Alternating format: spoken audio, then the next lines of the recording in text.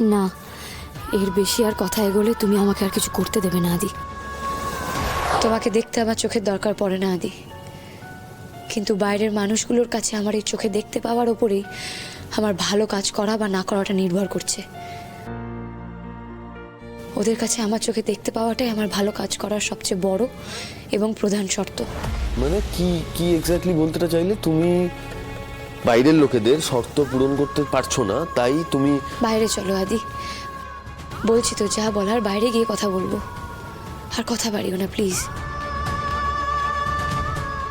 না, এর বেশি আর কথা এগোলে তুমি আমাকে আর কিছু করতে দেবে না আদি।